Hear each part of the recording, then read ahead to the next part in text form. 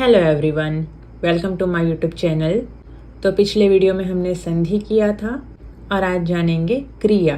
तो वीडियो शुरू करने से पहले अगर आपने अभी तक मेरे चैनल को सब्सक्राइब नहीं किया है तो सब्सक्राइब कर लें ताकि आगे आने वाले वीडियो का नोटिफिकेशन आपको मिल सके और आगे मैं आप लोगों के लिए ऐसे ही वीडियो बनाते रहूं। तो चलिए शुरू करते हैं।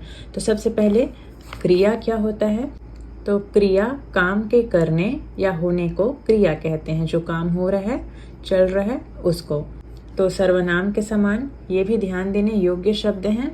तो इनके लिए भी कुछ साधारण चिन्ह निर्धारित किए गए हैं जो लिपि को संक्षिप्त करने के साथ ही सुचारुता भी प्रदान करते हैं और पढ़ने में भी ये ज़्यादा इजी होता है। तो सबसे पहले कर्ता के लिंग और वचन के अनुसार क्रिया को मुहावरे से पढ़ना होता है। जैसे यदि वह के साथ में जाता आता है तो वे के साथ में जाते और वह स्त्रीलिंग के साथ में जाति पढ़ा जाता है। तो सबसे पहले इसको देख लीजिए आप। तो पहले क्रियाओं के मूल रूप को देखेंगे। जैसे कि मूल रूप में है अकर्मक खाना, खाता, खाऊं, खाओ, खाइए, खावे आदि। और साधारण सकर्मक में क्या होगा? जैसे कि खिलाना, खिलाता, खिलाऊं, खिलाओ, खिलाइए, खिलावें। और प्रेरणार्थक सकर्मक में क्या होगा? खिलवाना, खिलवाता, खिलवाऊं, खिलवाओ और खिलवाइए या फिर खिलवावें। अब देखिए मूल रूप में अकर्मक में गिरना, गिरता, गिरूं, गिरो, गिरिए, गिरे। तो ये सब क्या होता है? अकर्मक होता है मूल रूप का। तो यहाँ पे अकर्मक क्रिया में कर्म नहीं करते हैं, बगैर कर्म के वाक्य बन जाते हैं। जैसे कि देखिए मैं गिर पड़ा। तो इस प्रकार से अकर्मक क्रिया में कर्म की आवश्यकता नहीं होती। जैसे साधारण सकर्म में देखिए गिराना, गिराता, गिराऊं, गिराओ, गिराइए, गिरावें। तो सकर्मक क्रिया में कर्म की आवश्यकता होती है और बगैर कर्म के वाक्य नहीं बन सकते हैं। जैसे मैंने आम खाया। अब इसमें बगैर आम शब्द के वाक्य पूरा नहीं हुआ। मैंने खाया तो यहाँ पे आम की जरूरत पड़ रही है। फिर देखिए प्रेरणार्थक शब्द में सकर्मक में गिरवाना, गिरवाता, गिरवाऊं, गिरवाओ, गिरवाइए और गिरवावें। तो प्रेरणार्थक क्रिया किसी दूसरे से काम लेता है। जैसे कि वह दीवार मजदूरों से गिरवाता है तो यहाँ पे उसको किसी और की जरूरत पड़ रहा है। तो इस प्रकार से ये हो जाएगा प्रेरणार्थक क्रिया। तो देखते हैं हम यहाँ पर से अब। तो सबसे पहले है पहला नंबर, दूसरा नंबर, तीसरा, चौथा, पांचवा और ये छठवा। तो देखिए सबसे पहले है मूल रूप अकर्मक। तो जैसे खाना तो ये हो गया खाना। जैसे खाता तो ये खाता को हम जैसे लिखते हैं वैसे ही लिखेंगे। जैसे खाऊं, देखिए अभी तक हम खाऊं नहीं लिखे हैं लेकिन ये ख हो गया। और ऊ वाला कोई शब्द आएगा तो यहाँ पे व बना के वान वाला जो हम प्रत्यय किए हैं इसको हम इसमें लगा देंगे। तो इससे पढ़ा जाएगा ऊ शब्द के अंत में लगाने से। तो ये हो जाएगा खा व और ये यहाँ पे वृत्त छोटा सा। तो ये हो जाएगा खाऊं और खाओ आएगा तो उसके लिए केवल ख बना के ये जो ख का डैश है उसको नीचे की तरफ कर देंगे डबल। तो ये हो जाएगा खा और ये डैश रहने से ओ पढ़ा जाएगा। और खाइए के लिए ख करेंगे और ये आओ का जो शब्द चिन्ह है वो इसमें हम ऐड कर देंगे। तो ये क्या हो जाएगा? खा और ये यहाँ पे द्विध्वनिक मात्रा जुड़ जाएगा। जैसे कि खावें आएगा तो खावें के लिए केवल ख बना के छोटा सा वे कर देंगे, एकदम बड़ा नहीं, छोटा सा ही। तो इसको पढ़ा जाएगा खावें। ये देखिए ये है मूल रूप अकर्मक का। अब देखते हैं साधारण सकर्मक। तो साधारण सकर्मक में कर्म की आवश्यकता होती है। जैसे कि खिलाना तो इसके लिए क्या करेंगे? डैश ल का आंकड़ा और ना बनाएंगे लाइन के ऊपर में। तो ये हो जाएगा खिलाना, ये खाना, ये खिलाना, ये खाता और ये खिलाता। ये है खाऊं। अब खिलाऊं के लिए ये ख ल और सेम ये व बना के वृत्त कर देंगे अंत में। तो ये हो जाएगा खिलाऊं। जैसे ये खाओ है तो खिलाओ के लिए केवल एक ल आंकड़ा को ऐड करना है सब में। ये है खाइए खिलाइए के लिए यहाँ पे ल आंकड़ा बना के इसको सेम उतार देंगे। ये है खिलावें। अब खिलवावें के लिए यहाँ पे आंकड़ा बना देंगे, तो ये हो जाएगा खिलवावें। अब देखिए प्रेरणार्थक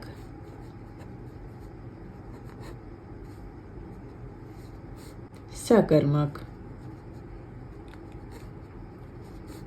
तो प्रेरणार्थक क्रिया का मतलब होता है कि किसी दूसरे से काम लेना। ये हो गया खाना, ये हो गया खिलाना। अब देखिए जैसे खिलवाना, तो खिलवाना के लिए ये ख ल न करेंगे। अब यहाँ पे वाना आया हुआ है, तो शब्द के अंत में छोटा सा व बना देंगे, तो ये क्या हो जाएगा, प्रेरणार्थक सकर्मक क्रिया। तो ये हो जाएगा खिलवाना, ये खिलाता है, ये खाता, ये खिलाता। अब खिलवाता के लिए आंकड़ा बना के यहाँ पे छोटा सा व कर देंगे, ये हो जाएगा खिलाता, और ये खिलवाता। अब ये है खिलाऊं।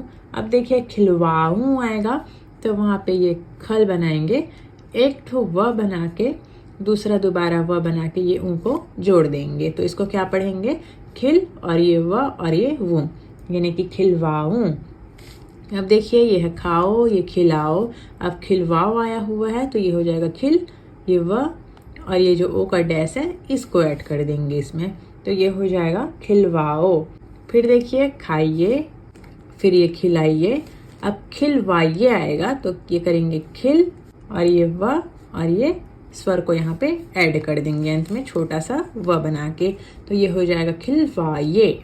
फिर देखिए खावें, खिलावें और खिलवावें। तो खिलवावें के लिए ये हो जाएगा खिल और ये छोटा सा एक बार व और दूसरा फिर से छोटा व, लेकिन यहाँ पे दूसरे वाले व में थोड़ा डैश को बाहर निकाल देंगे, तो इसको पढ़ेंगे खिलवावें। तो उम्मीद है इतना आप समझ गए होंगे, इसका बार बार प्रैक्टिस कीजिएगा। अब देखिए फिर से मूल रूप अकर्मक में, जैसे कि गिरना, तो ये हो जाएगा गिरना, इसको लाइन में बना देंगे। फिर साधारण सकर्मक बनाएंगे, तो गिरना के बाद में क्या आएगा, गिराना। अब गिराना आया हुआ है, तो इसको हम लाइन के ऊपर में बनाएंगे केवल, तो इसको हम ऐसे पहचानेंगे, लाइन में रहेगा तो ई का स्वर, यानी कि केवल गिरना लाइन के ऊपर रहेगा, तो साधारण सकर्मक क्रिया हो जाएगा, तो ये हो जाएगा गिराना। और प्रेरणार्थक में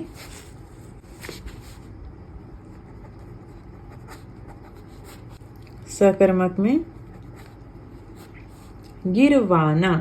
अब गिरवाना है, तो सेम इसको भी लाइन के ऊपर में बना के अंत में छोटा सा व का चिन्ह कर देंगे, तो ये हो जाएगा गिरवाना। ये गिरना, लाइन के ऊपर गिराना, लाइन के ऊपर गिराना करके व का चिन्ह बना देना, ये हो जाएगा गिरवाना। जैसे गिरता, इसको भी लाइन में बनाएंगे, ये हो जाएगा गिरता।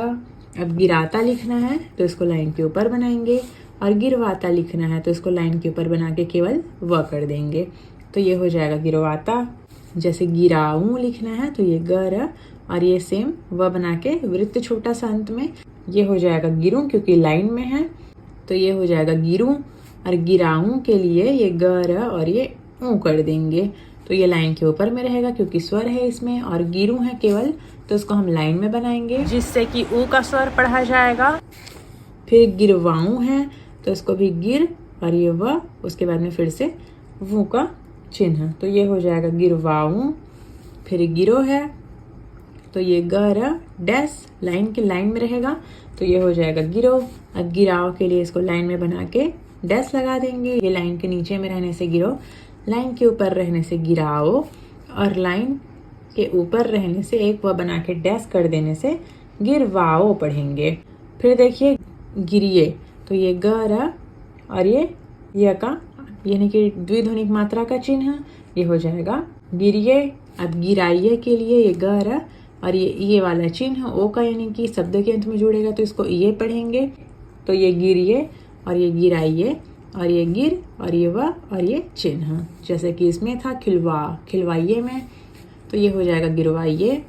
ठीक उसी प्रकार गिरे आएगा।